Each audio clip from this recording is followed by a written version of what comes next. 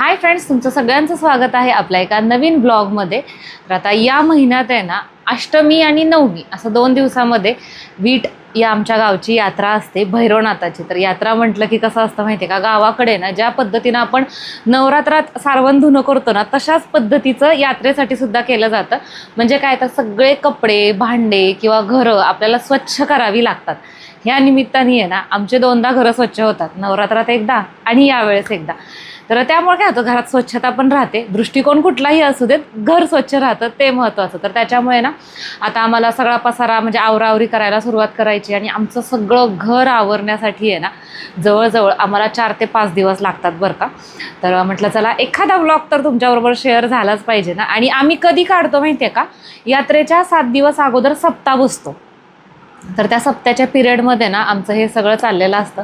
आणि मला असं वाटतंय आज बहुतेक ते सप्ताह जो बसतो की नाही, तर त्याचा नारळ फोडणं हा एक कार्यक्रम असतो, कार्यक्रम किंवा एक छोटंसं एक हे असतंय.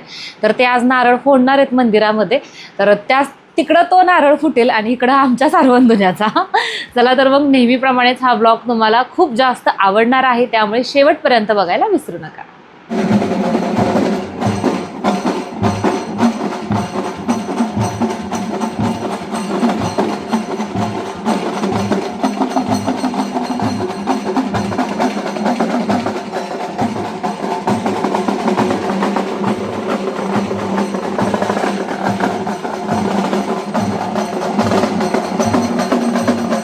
सुरुवात आम्ही वरच्या किचनपासून केलेली आहे, कारण की वरची जी भांडी आहेत ना, ती खूप जास्त घाण नसतात, पटकन ती स्वच्छ होतात. आणि तुम्हाला सांगू का, मोठ्या भांड्यांपेक्षा आहे ना या किचनमध्ये ही अशी सगळी छोटी छोटीच भांडी जास्त आहेत. तर त्याच्यामुळे ना याला सगळ्यात अगोदर आम्ही प्रेफरन्स देतो जेव्हा कधी आम्हाला ही कामं करायची असतात.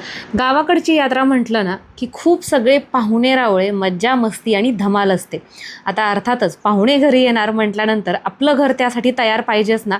तर त्याच्यामुळेच आहे ना प्रत्येकजण कामाला लागलेला आहे. ज्याच्या हाती जे काम पडतंय तो व्यक्ती ते काम करतो. आता इथं म्हटलं राधिकाचं आणि समूचं तिकडं बांधाबांधी चाललेली आहे, तोपर्यंत मी सगळी दारं पुसून घेते आणि जी स्वच्छता मला करणं होतंय ती करून घेते. आणि घरातील या स्वच्छतेसाठी मला मदत करत आहे अगारोचा इलेक्ट्रिक स्पिन स्क्रबर. ही आहे याची मेन बॉडी. हे बटन ऑन ऑफसाठी सुद्धा वापरलं जातं आणि सोबतच स्पीड कंट्रोलसाठी सुद्धा आपल्याला ही अटॅचमेंट या स्क्रबरला अशा पद्धतीनं जोडावी लागते. आणि यानंतर तुम्हाला जो ब्रश हवा आहे तो तुम्ही अशा पद्धतीनं अटॅच करू शकता. हा स्क्रबर म्हणजे छोटा पॅकेट बडा धमाका. इथे तुम्ही बघू शकता, या स्क्रबरसोबत आपल्याला खूप निरनिराळ्या प्रकारचे ब्रश देण्यात आलेले आहेत, ज्याचा वापर करून आपण आपलं घर अतिशय स्वच्छ ठेवू शकतो.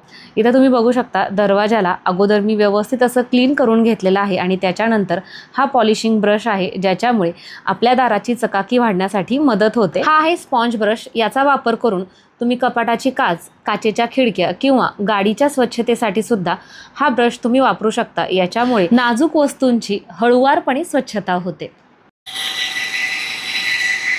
स्क्रबरमध्ये 2 प्रकारच्या सेटिंग देण्यात आलेल्या आहेत. डेली क्लिनिंगसाठी 300 RPM आणि डीप क्लिनिंगसाठी 600 RPM. हा आहे बिग ब्रश. याचा वापर करून तुम्ही फरशी स्वच्छ घासू शकता.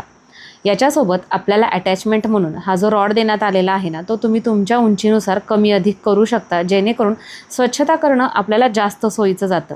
फरशी घासणं खूप सोपं आहे, पण बाथरूमच्या ह्या ज्या अशा खाचा असतात तिथंसुद्धा अतिशय घाण साचलेली असते आणि त्याची स्वच्छता करणं अवघड असतं. त्याच्यासाठीच आपल्याला देण्यात आलेला आहे हा टिप ब्रश. याचा वापर करून तुम्ही या खाचासुद्धा अतिशय स्वच्छ अशा करू शकता. किचनमधील साफसफाईसुद्धा महत्त्वाची असते, त्याच्यामुळेच आपल्याला इथं हा फायबर ब्रश देण्यात आलेला आहे, जो की आपल्या किचन ओट्यावरील जे तेलकट, तूपकट, चिकट डाग असतात ना, ते घालवण्यासाठी मदत करतात. 4 तास चार्जिंग केल्यानंतर 1 ते 1.5 तास आरामशीर तुम्ही हा स्क्रबर वापरू शकता. तुम्हाला सुद्धा जर या स्क्रबरची लिंक हवी असेल तर डिस्क्रिप्शन बॉक्समध्ये देत आहे, चेक करू शकता.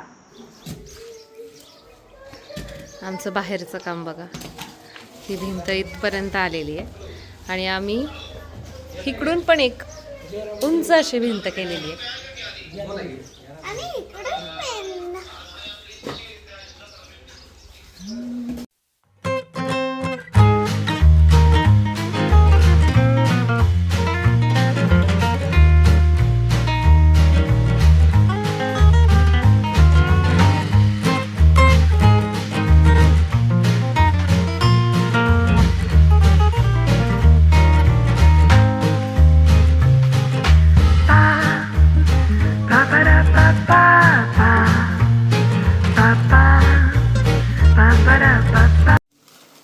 तर इथं बघा राधिका आणि सईचं कसं चाललंय. सई नाही, समू समू. मला तर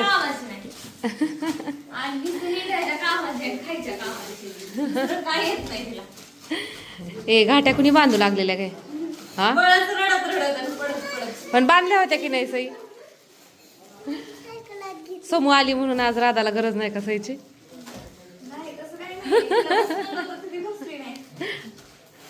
ते साखर बांधायचं काम चालू आहे. समू मदत करते आणि सई पळून जाते.